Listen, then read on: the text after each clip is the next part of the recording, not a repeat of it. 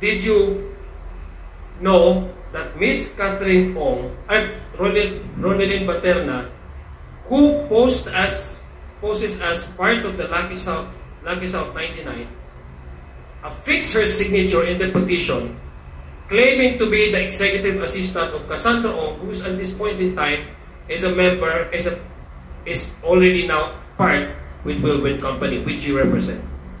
What I know, Mr. Chair, is that this person who executed this affidavit claimed to be an employee of Whirlwind. And I have no indications to doubt her statement that she was an employee of Whirlwind, because at this point, the case was involving Cruz and Whirlwind and did not involve at all Lucky South. So I had no reason to inquire into Lucky South because Lucky South was not a party to the ejectment case. Attorney Roque, pataas po yung respeto ko sa inyo, huwag niyong pababain. Just to move back a little bit, no, from the previous committee hearing that we had, and this is born out from the exchanges when I asked you about your participation in offering legal services to Whirlwind. Do you confirm now, Mr. Chair, that you represented Whirlwind in an ejectment case filed sometime in August of 2023? Yes, Mr. Chair, I confirm that. As in fact, I've submitted documents to the committee. Yes. And is this case now currently being heard in the Court of Appeals? A decision was rendered. We have filed a motion for reconsideration, which remains pending, Mr. Chair.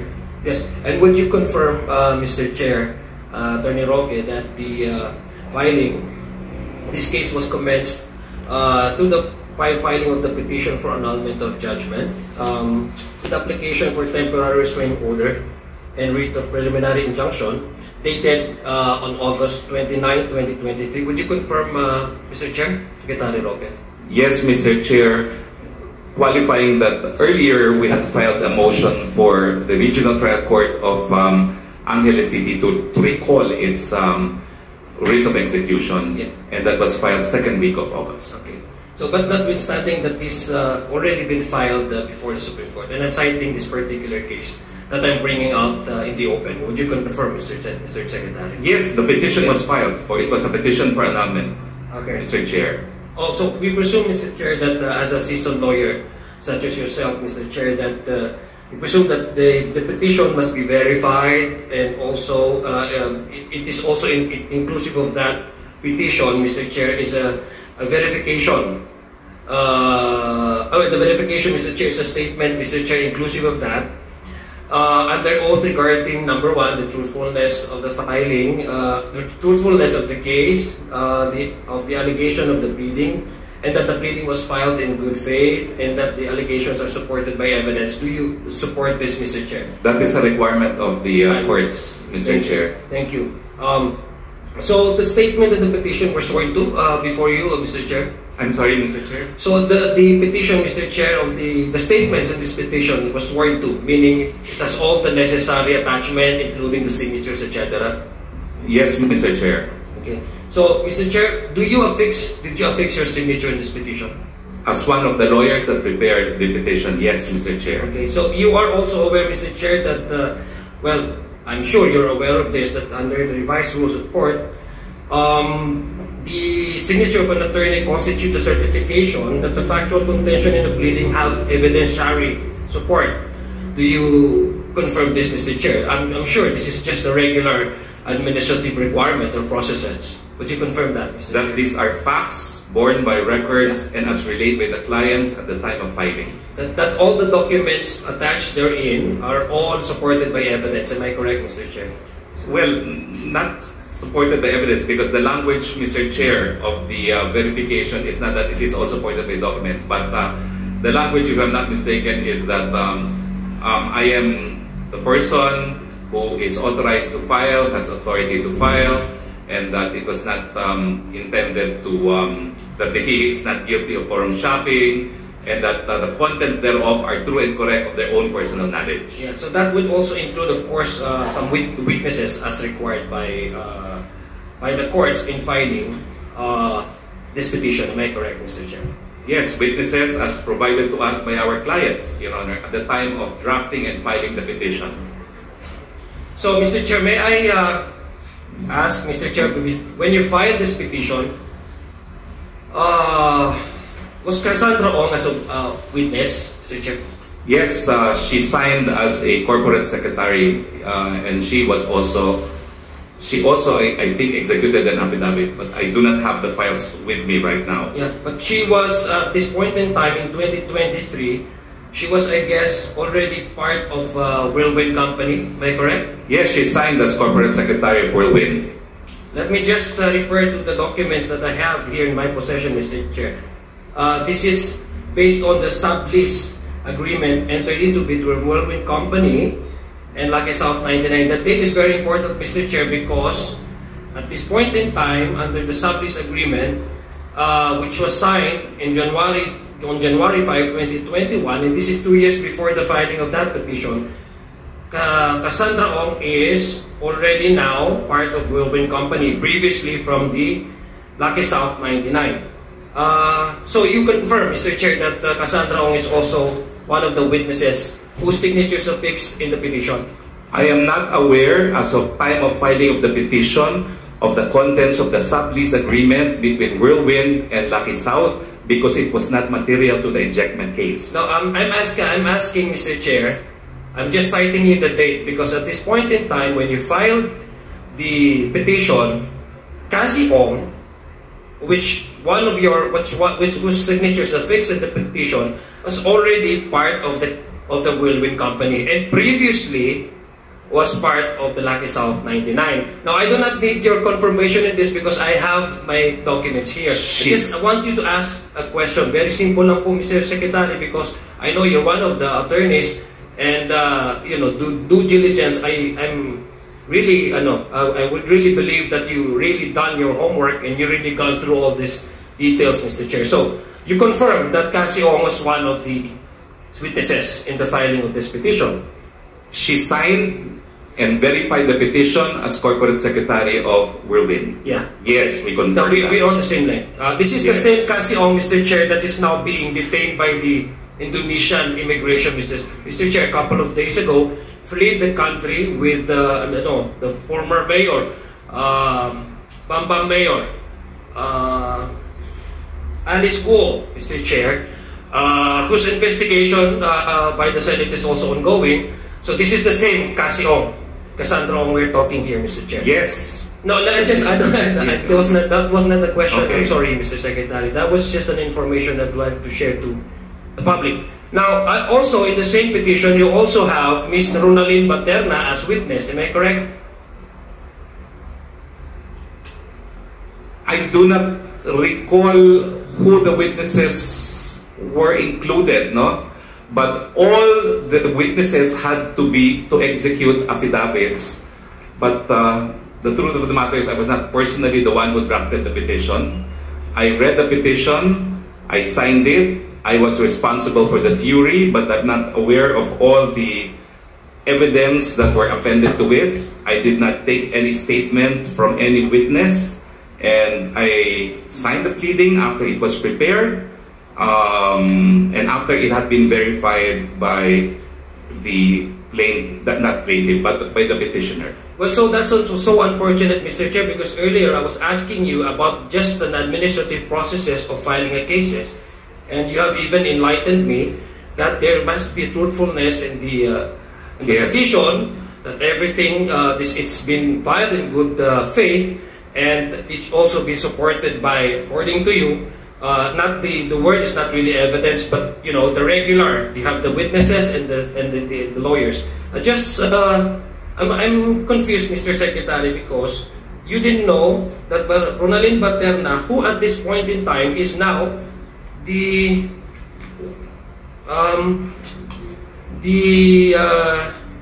corporate secretary of Lucky South 99, also is one of your witnesses that you yourself have filed and signed part of the petition, Mr. Chair. So, nandito po siya. Kaya nga po nagtataka, bakit hindi niyo po alam? Yes, please. I do not know what other titles she had, But as a lawyer, we prepared the affidavit for the witnesses. They affirmed their affiliation, and if they lied under oath, that is their lookout. Yeah, it is not the responsibility of the lawyer to make sure that everything that the witness says in a sworn statement is the truth, because we only warn them you could be persecuted for perjury if you include a falsity. Okay, Mr. so Chair. I give you that, Mr. Chair, Attorney, because hindi naman lahat tayo ay nare-remember po natin yung mga nakaraan, di ba? Alam ko, ang dami niyo pong baka ang dami niyo pong talagang mga kliyente, kasi sa galing niyo pong abogado, talagang pupuntahan kayo ng mga tao. So, I give you that, I give you that, I give you that po, Chairman, Attorney Roque, that you may forget that Ms. Ronalyn Baterna is one of the witnesses whose signature is affixed in the petition that you filed before the Supreme Court. Before that's now been pending in the Court of Appeals. Na kayo po yung you are representing Whirlwind Company, no? Yes. Dito po sa akin, you don't going to. She signed po as a Whirlwind employee. So what confuses me still, Secretary Roque, is that at this point in time, going back to your previous statements, and you said you had nothing to do with Lucky South 99, hindi ho ba? Tama po ba yun? Yeah. Yes, I have nothing to do with Lucky South 99. Okay. And that you are representing only Whirlwind Company, no? Yes, Mr. Chair, only Whirlwind, because the case involves only Whirlwind Company. Yes, and the Whirlwind Company is material yung filing of the cases because it involves also the lessor and the lessee, in this case, Lucky South 99. And No, Mr. Chair, I'm sorry, as an issue of law. Mr. Chair, just let's lay down. Yes, I apologize. No, just stop talking. Just to remind you again, this is your last warning. Please don't speak unless otherwise you're recognized by the chair. Yes, Mr. Chair. Okay. And may I also remind our resource persons to please, when you reply to a question propounded by a member of the committee, please address the chair. Yes, thank you. So what is confusing to me, Mr. Chair, up to this point, is that Ms. Ronalyn Baterna is, according to the petition, is an employee of the petitioner and an executive assistant of Catherine Cassandra L. Ong.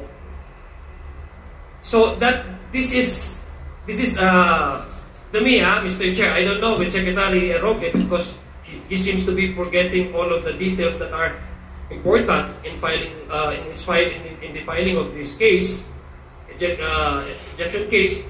Catherine Ronalyn Baterna, who now, this is 2023, is now the part of Lucky South 99, also signed as a witness as an executive assistant of Ms. Catherine Ong, which, if we follow the sublist date signed between Lucky South 99 and Whirlwind Company, si Ms. Cassandra Ong is nasa Whirlwind Company na.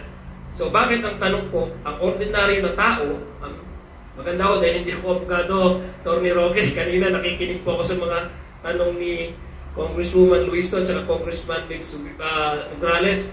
Medyo nawawala din ako. Buti na lang hindi ako abogado, but I'd just like to find out that why on earth you keep on insisting that you have nothing to do with Lucky South 99 when all of your witnesses is in fact, according to this record, sa truthfulness sinabi according to the rules of court, is the executive assistant of Cassandra L. Ong. Yun lang po hindi ko maintindihan, no? Mr. Secretary. Now, it proves to say, and I don't know if you still could maintain your position that you have nothing to do with Lucky South 99. I'll give you that. No? I'll give you that.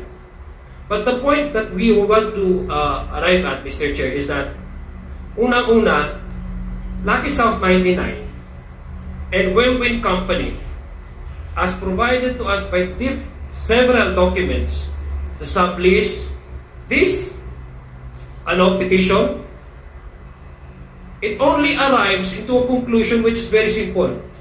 though they may be different entities, but they're run by the same people. We cannot deny and we cannot assail these documents, Mr. Chair. You know, the only way for us to move forward and move out from this labyrinth of lies and this cobweb of deception is to go back to the documents that we are in possession, Mr. Chair. So again, let me ask po, did you, Mr. Chair, did you know that Miss Catherine Ong, Ronelyn Baterna, who poses as part of the Lucky South 99, affixed her signature in the petition, claiming to be the executive assistant of Cassandra Ong, who at this point in time is a member, is already now part with Whirlwind Company, which you represent? What I know, Mr. Chair, is that this person who executed this affidavit claimed to be an employee of Whirlwind. And I have no indications to doubt her statement that she was an employee of Whirlwind, because at this point, the case was involving Cruz and Whirlwind and did not involve at all Lucky South. So I had no reason to inquire into Lucky South because Lucky South was not a party to the ejectment case. Mr. Chair, I'll take your explanation as it is. No? But the reason why I'm bringing this up, Mr. Chair, because you've been filing cases before the Supreme Court in your season lawyer. And if we follow back, and if you go back to the previous pronouncements, which you even publicly said in most of your statements through media and in this forum, Mr. Chair, you stated that you have nothing to do with Lucky South 99, and that in fact, you said na mas gusto ko nga kinuha nila ang abogado eh. Kasi nung ni-raid sila, marami akong pwedeng kasuhan sa kanila. Diba? And yet now, presented by all these evidences, are you telling me, Mr. Chair, that with all the experiences you had, you did not even bother, Mr. Chair, to ask whether this certain Ronelyn Baterna is not only part of the Lucky South Whirlwind Company, Lucky South 99, but in fact now is an executive assistant of Cassandra Ong, who, by the way, again, may reiterate, is under detention by the Indonesian immigration, trying to flee this country. Are you trying to tell me that, Mr. Chairman, Attorney Roque? Pataas po yung respeto ko sa inyo, huwag niyong pababain. But Mr. Chair, it was a sworn statement. As lawyers, we remind all parties making sworn statements that they could be criminally liable for any falsity. We cannot guarantee that witnesses who execute affidavits will in fact not lie. We can only warn them, and that is what we do as lawyers. Okay, we can discuss here, Secretary Roque, until Judgment Day, but these documents will not deny the fact that Ms. Ronelyn Baterna is assigned by you as one of the lawyers, is the executive assistant of Cassandra Ong. So we have proven, Mr. Chair, based on these documents. I'm not basing anything from anybody or any opinion of any of these members of this committee. I am basing my judgment and my conclusion on the documents that I have in my possession. So if we follow the trail of all this possession of these documents, Mr. Chair, we've proven, number one, that Baterna is a corporate secretary of Lucky South 99. That she is both an employee of Whirlwind as well as the corporate secretary of Lucky South 99. You know, it's, to me, how can you enter into a sublease agreement when in fact, you yourself, among you, you're the one calling the shots and you're running the affairs of all these two companies? You tell me, if you can give me that answer, then you're smarter than me. I mean, come on, let us not foolish each other. Dalawang tapos they're posing as, as different, but and with number 3, Mr. Chair, we have proven, Mr. Chair, that the subject of the indictment case is the same property subject to the sublease agreements between Lucky South and Whirlwind. May I ask, Mr. Chair, Secretary Roque po, would you, di ba sublease po ito, no? So, ibig sabihin may mother lease po? That was the subject of our litigation. That was the only relevant, Mr. Chair, to our litigation. This contract between the owner of the property and Whirlwind. Would you know po, can we require, I mean, can we request kung meron pong yung mother lease agreement? It is appended to the petition and it's downloadable, Your Honor, from the Court of Appeals. Okay, thank you for that. Thank you for that information. That makes our job a little easier. Thank you. Now, let me, Mr. Chair, may I proceed to Ms. Ronaldin? Ma'am, taga Mindanao ba? Yes po, Mr. Bisaya, Chair. Bisaya? Opo. Ay, may ngapon.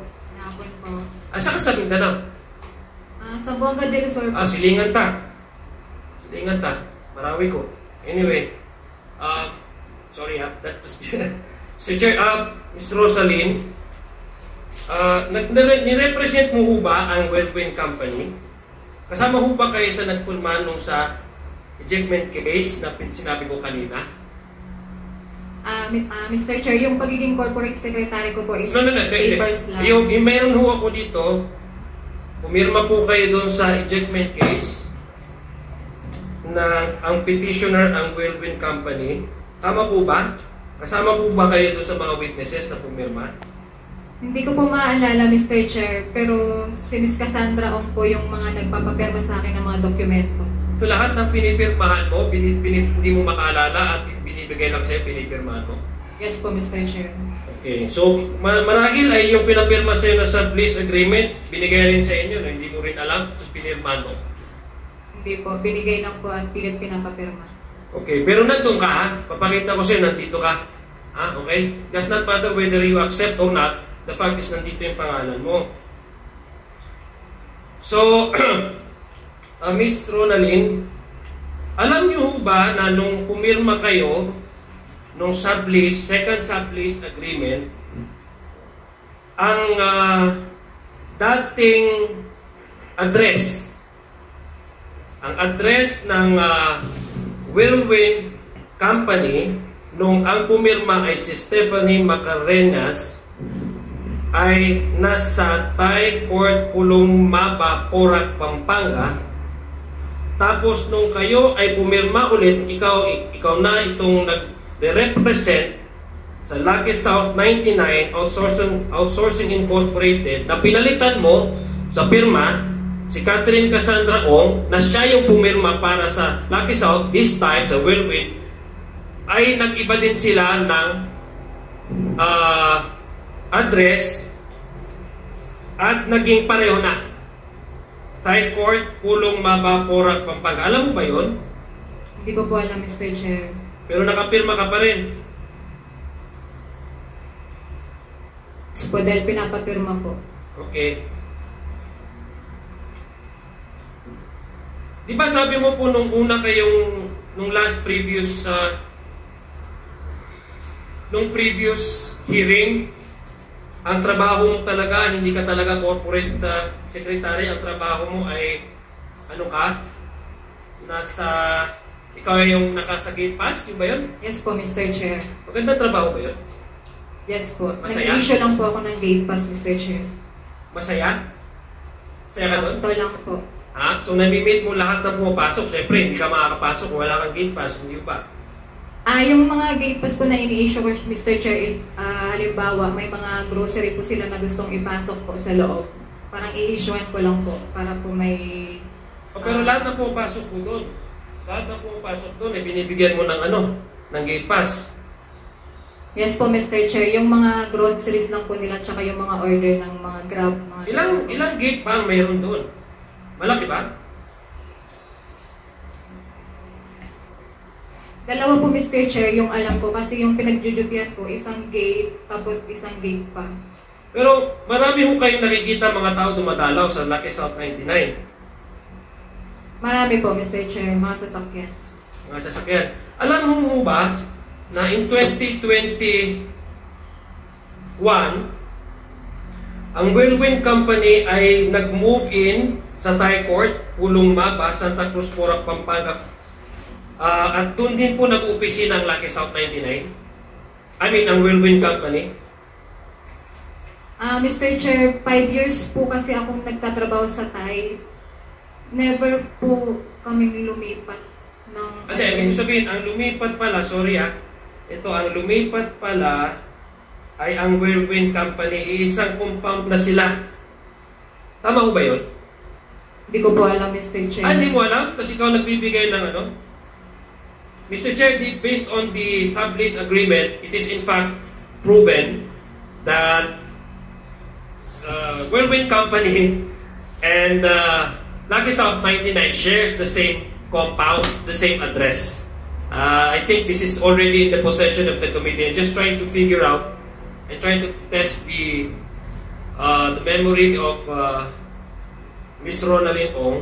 Sa palagay ko, biktima ka eh.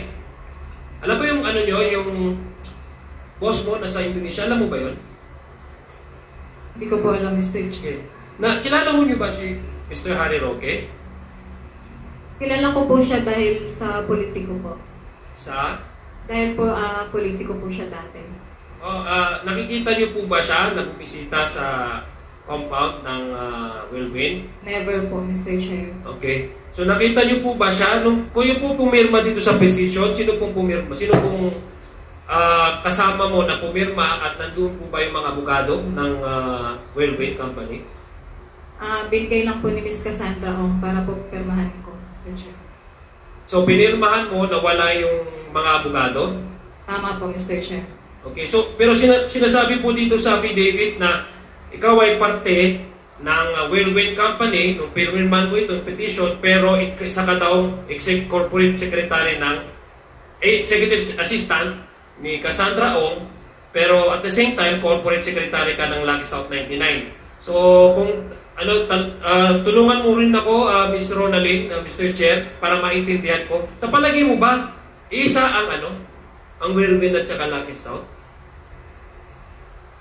Hindi ko po alam, Mr. Chair. Pero mukhang ganun no? Kasi ikaw ay nasa Whirlwind, ikaw ang nagpumirma dun sa dokumento nung nag-sublease agreement. Tapos yung sinasabi mo dito sa pirma mo dito sa petition na ito na isa sa mga abogado ay si Attorney Harry Roque na sabi mo nga, politiko siya, ibig sabihin, known siya, kilala mo siya, maski hindi mo siya nakita in person, pero kilala mo siya, magaling na abogado naman talaga yan, ay sinasabi mo dito sa petition nyo sa korte na ikaw ay executive assistant ni Cassandra Ong na siya ngayon ang sa Whirlwind at ikaw sa Lucky South 99. Sa palagay mo ba pag ganun ang arrangement? Anong sa palagay mo? Turuan mo daw ako, dalawa pa talaga itong entity, mag-separate o isa lang?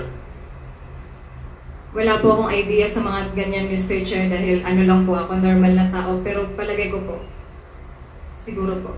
Anong siguro? Siguro po ay isa. Okay. Actually, pareho tayo na naiisip eh. Hindi rin ako abogado, ordinary din ako ng tao. Pero ginagamit ko yung common sense ko, hindi ba? So maganda dahil gumagamit ka ngayon ng common sense mo, natutulungan ka ng committee ito at makapag-reflect kung anong dapat mong sabihin at magsabi ng totoo.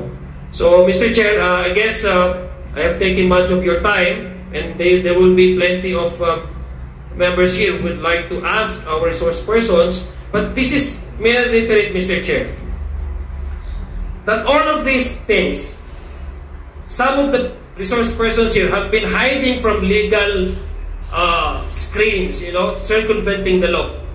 But this committee, Mr. Chair, needs to extend its arms in order, again, to help us, help this country, come out from this labyrinth of lies, and to free our streets from all of this illegal activity that is brought out by these transnational crimes as a result of the illegal operation of the offshore giving corporation. We respect, Mr. Chair, all of the chairman of these 4 committees, Mr. Chair, and we hope that by the end, but we reach the end of this committee hearings, we can finally say to the people that we are one with them in finding the truth and keeping our streets free, and to those responsible to really see and their day in court, Mr. Chair. So marami pong salamat sa pagkakataon, Mr. Chair. And just a manifestation po, Mr. Chair, since I've been talking about the properties kanina, nung sa pag-exchange po nila ng pag-exchange po ng mga addresses nila, Mr. Chair, may I there make my closing manifestation, Mr. Chair, considering that the principal office addresses of Whirlwind in Lucky South 99 appears significant in relation to our inquiry in this POGOS and the network within which they operate in. May I therefore request, Mr. Chair, that the information be secured from the relevant government's offices as to the registered owner of Junjun Building, and this is the original address. Junyun Building in Angeles City and Thai Court in Pampanga, the owners, registered owner of these buildings, and a subpoena be issued directing the owners of these properties to appear before this August chamber, Mr. Chair, August body. Maraming pong salamat, and I so moved, Mr. Chair, for that particular manifestation. I converted that into a motion. Maraming pong salamat. Assalamualaikum warahmatullahi wabarakatuh. Thank you very much, Congressman